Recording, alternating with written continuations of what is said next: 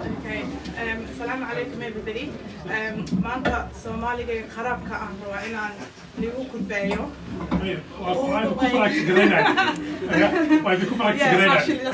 I'll practice my Somali qarabsan. Assalamu alaikum wa rahmatullahi wa barakatuh. My name is Hodan Mohamud Xayle. I'm a local councillor from Ealing. First and foremost, waxaan rabaa inaan u mahad celiyo the ambassador and his team, Sabrina, Moifara, and all the elegant, Ikram, and everybody that's uncoastal. Nice to meet you. Task Kedib.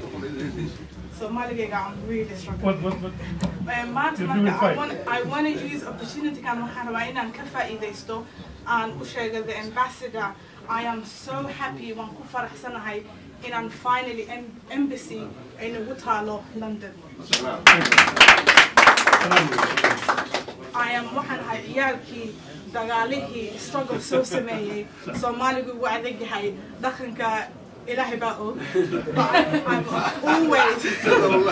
I have always waxaan ku soo barbaaray jaceylka Soomaalinimada Allaha daayaaqay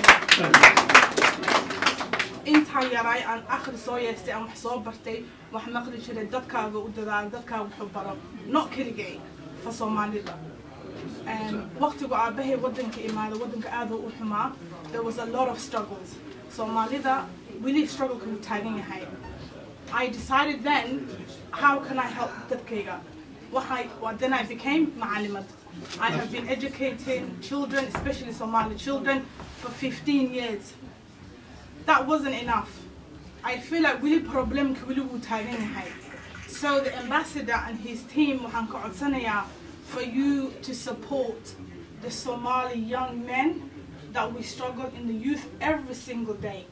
Maalin kasta crime ajiro, maalin kasta gang. Somali boys when we are struggling. Marka endless weydiyaa su'aalaha waxaas keeni karo iyo why are those problems ay u soo noqnoqonayaan. Waxaasna waxa ka imaanayo wadan la'aan. Always qabiil is haysta. Wax fiican laga hadlaynin. horumar laga hadlaynin markasta dhibaato taagan tahay you're Somaliland I'm Somalia I'm this ciyaalki ficilkiina iyo qurinki Soomaaliya iyo qabiilnimadii aan ka nigay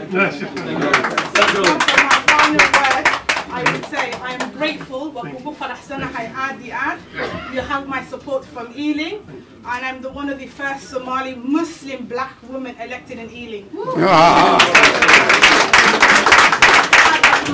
Thank you so much. Somalia has been super.